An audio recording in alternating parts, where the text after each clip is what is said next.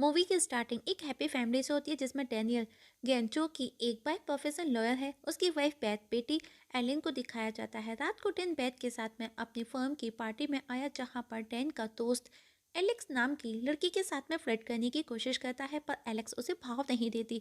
बार के स्टॉल पर डैन और एलेक्स मिले, दोनों एक दूसरे से बात करते हैं और बातों बातों में पता चलता है कि एलेक्स भी सेम कंपनी में काम करती है जहां पर डैन करता है, पर डैन ने उसे आज तक देखा नहीं। एलेक्स बोली उसे अभी 15 या 20 दिन ही हुए हैं कंपनी को ज्वाइन किए हुए। पार्टी में डैन के बॉस ने बताया उनको कुछ प्रॉब्लम आ गया है। बैट डैन के साथ अपने घर जाने वाली थी, पर उसकी कंपनी में प्रॉब्लम होने की वजह से वो अब नहीं जा सकेगा। उसको ऑफिस को देखना है। बैथ बेटी एलिन के साथ में अपने घर चली जाती है, अपने पेरेंट्स के पास में। बैथ ऑफिस आया तो आज उसने एलेक्स को देखा। डैन का बॉस उस ट्रबल के बारे में बताता है कि किसी राइटर ने केस कर दिया है किसी आर्टिकल को लेकर के। सब मिलकर के प्रॉब्लम को सॉल्व करने पर लेकर के बात करते हैं। डैन जब ऑफिस से घर लौटता है तो बारिश हो रही थी, उसका छाता वगैरह भी टूट गया था। एलेक्स उसके पास आई और उसे अपने अम्ब्रेला के अंदर ले लेती है। डैन उसे कॉफ़ी के लिए इनवाइट करता है। एलेक्स भी मान जाती है। दोनों एक रेस्टोरेंट में जाकर के कॉफ़ी पीते पीते बातें करते हैं। दोनों ही अपने अपने केसेस को लेकर के बातें कर रहे थे और दोनों का मानना है कि लॉयर का बनना एक बड़ी रेस्पॉन्सिबिलिटी है और इस जगह एलेक्स डैन के साथ में फ्लर्ट कर रही थी। डैन ने डायरेक्टली एलेक्स को कहा, आज तुम्हारी कोई डेट नहीं। एलेक्स ने कहा, हाँ आज मैंने सारी डेट कैंसिल कर दी है। दरअसल दोनों ही एक दूसरे के साथ में फ्लर्ट करने की कोशिश कर रहे थे। एलेक्स ने डैन से उसकी वाइफ के बारे में पूछा। डैन ने कहा कि वो वीकेंड के लिए गई हुई है, लगभग 2 या 3 दिन के लिए। एलेक्स ने कहा, गलत बात, तुम्हारी वाइफ वीकेंड के लिए गई है और यहाँ पर तुम मेरे साथ में फ्लर्ट कर रहे हो। डैन ने कहा, इसमें गलत क्या है? एलेक्स ने कहा, तो हो सकती है। अब हमें दोनों को एलेक्स के घर इंटीमेट होते हुए दिखाया जाता है। दोनों पार्टी में भी जाते हैं, दोनों काफ़ी मस्ती करते हैं। नेक्स्ट डे डैन अपनी वाइफ को कॉल करता है तो पैट ने कहा, एलन ने एक रैबिट देखा तो वो उसे अब रैबिट चाहिए, मतलब कि अब वो 1-2 दिन लेट हो सकती है। पर डैन ने उसे जल्द से जल्द घर लौटने का कहा। कुछ देर बाद डैन को एलेक्स का कॉल आया। वो उस पर गुस्सा करती है क्योंकि वो उसे बिना बोले ही चला आया था, पर डैन ने कहा कि वो जल्दी में था। एलेक्स ने कहा अगर वो चाहे तो आज उसके साथ आ सकता है, एक साथ लंच कर सकते हैं मेरे घर पर। पहले तो डैन बहाने बनाता है, पर एलेक्स को इंसिस्ट करने पर वो डैन मान जाता है और अब हमें दोनों को एक साथ पार्क में दिखाया जाता है जहां दोनों काफ़ी इंजॉय करते हैं।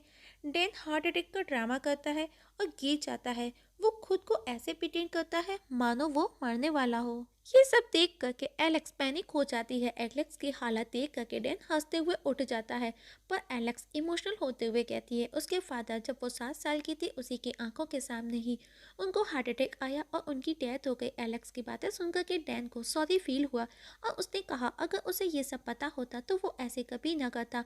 अब डैन के फीस को देख करके एलेक्स उस पर हंसने लगी और कहा उसके फादर आज भी फिट एंड फाइन है और काफी अच्छे से रह रही है। मतलब कि जैसे कुछ तैसा, जैसे कि डैन ने मरने का ड्रामा किया ठीक वैसे ही एलेक्स ने उसके साथ में ड्रामा किया था। पर डैन को ये ज़्यादा अजीब लगा क्योंकि उसने अपने जिंदा फादर को ही मार डाला जो कि सही सलामत ठीक ठाक थे।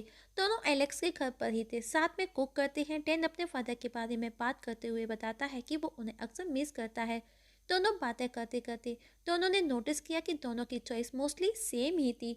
लंच करते हुए एलेक्स ने कहा अक्सर ऐसा ही क्यों होता है, जब भी कोई किसी को पसंद आता है या उसे खुद को वो इंटरेस्टिंग लगता है उसकी शादी हो चुकी होती है।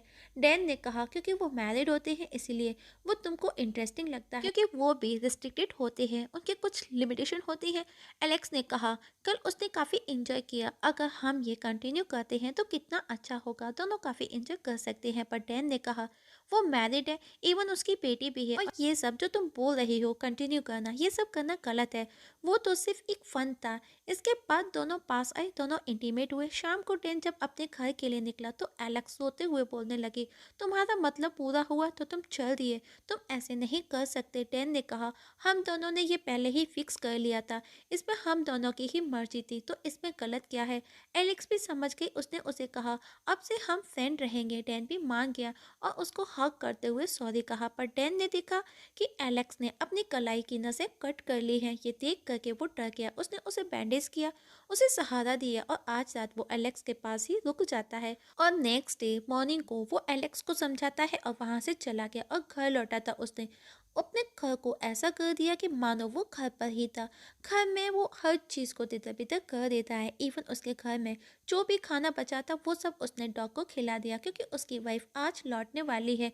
तो उसने ऐसा लगना चाहिए कि उसका हस्बैंड रात भर घर पर ही था।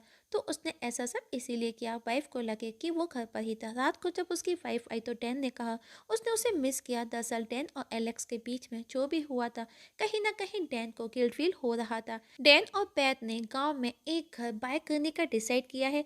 बैथ उससे वो घर चल करके देखने का बोलती है, पर डैन के पास में टाइम नहीं था। पर आज वो दोनों घर देखने पहुंचे तो दोनों को वो बहुत पसंद आया। अब दोनों जल्दी ही वहां पर शिफ्ट होने का डिसाइड भी करते हैं। एक दिन एलेक्स डैन के पास उसके ऑफिस पहुंची और उस दिन के लिए वो डैन से सॉरी बोलती है। साथ ही वो ओपेरा की टिकट भी लाई थी, पर डैन ने मना कर दिया। एलेक्स भी उसे ज़्यादा फोर्स नहीं करती। समय गुजरता गया। डैन एलेक्स को बुला करके आगे बढ़ा। वो अपनी फैमिली के साथ में अपनी लाइफ में वो खुश था। अपनी लाइफ में वो अपनी फैमिली फ्रेंड्स के साथ में चिल करता है। वहीं एलेक्स काफ़ी डिस्टर्ब हो चुकी थी। मतलब कि वो डैन को भूल ही नहीं थी, वो उसे बहुत मिस कर रही थी। पर अब वो डैन को उसके ऑफिस में बार बार कॉल करती है और उससे समझाता है, हाँ हमारे बीच में जो भी हुआ वो दोनों की मर्जी से हुआ, जस्ट फॉर फन, मुझे लगा तुम समझदार हो। पर एलेक्स सुनने को तैयार नहीं थी। वो उसे बार बार कॉल करती तो डैन अब कॉल रिसीव नहीं करता। इवन वो डैन के घर पर भी कॉल करती है, जिसे बैथ रिसीव करती है, पर वो चुप थी, वो कुछ नहीं बोलती। डैन को समझ आ गया कि वो एलेक्स ही है। मिडनाइट वापस से कॉल आया। इस बार डैन ने कॉल रिसीव किया। वो एलेक्स उसे अपने पास बुलाती है। डैन उसे समझाता है, पर एलेक्स ने कहा अगर तुम मेरी नहीं सुनोगे तो मैं बैथ को अपने बीच जो भी हुआ सब बता दोगी। डैन नेक्स्ट डे एलेक्स से मिलने पहुंचा तो डैन ने कहा हमारे बीच अब कुछ नहीं है। मैंने तुम्हारे साथ में कोई जबरदस्ती नहीं की थी, उसमें तुम्हारी भी मर्जी थी। एलेक्स ने कहा तुम मुझे ऐसे क्यों ट्रीट कर रहे हो। डैन ने कहा क्योंकि तुम अजीब हरकतें कर रही हो, तुमको डॉक्टर की ज़रूरत है, तुमको डॉक्टर के पास जाना चाहिए। एलेक्स ने कहा कि वो उसे प्यार करती है, लेकिन डैन ने कहा ऐसे कैसे हो सकता है। फर्स्ट तो मैं मैरिड हूँ, मेरी खुद की बेटी भी है, मैं अपनी फैमिली में खुश हूँ। और तो और हम एक दूसरे को ठीक से जानते तक नहीं, और हमारे बीच में जो भी हुआ वो दोनों की मर्जी से हुआ, उसमें तुम्हारी भी मर्जी थी। एलेक्स ने कहा वो प्रेग्नेंट है। डैन ने उसे अबॉर्शन कराने का कहा। एलेक्स ने मना कर दिया कि वो अबॉर्शन नहीं कराने वाली। तो डैन उस पर गुस्सा करते हुए कहता है क्या तुम्हें पता भी है तुम क्या बोल रही हो। तुम्हारे इस डिसीजन से हमारी पूरी लाइफ सफ़र कर सकती है। पर एलेक्स अपनी जिद पर अड़ी थी। उसने कहा तुमको अगर कोई रिश्ता नहीं रखना तो ना रखो, वो अकेले उसे संभाल सकती है। इसके आगे डैन कुछ नहीं कहता और वहाँ से चला जाता है। और अब वो एलेक्स के बारे में इंफॉर्मेशन निकालने लगा, पर उसके हाथ में कुछ नहीं लगा।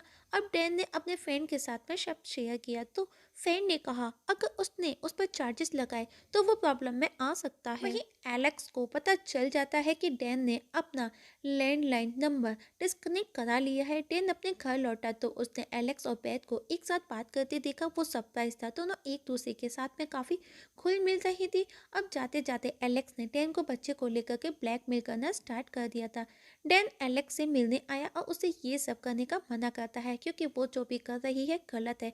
एलेक्स ने कहा वो उसकी एक नहीं सुनने वाली और वो बच्चे को पैदा करके ही रहेगी, और डैन को भी उसकी रेस्पॉन्सिबिलिटी को पूरा करने का बोली, वरना वो उसे कोर्ट में लेकर के जाएगी और उसकी वाइफ को भी सब बता देगी। डैन को गुस्सा आया। उसने एलेक्स का गला दबाते हुए कहा अगर मेरी वाइफ को कुछ भी पता चला तो मैं तुम्हें मार डालूंगा। कुछ दिनों तक सब ठीक चलता रहा। डैन न्यू हाउस में शिफ्ट हो चुका है।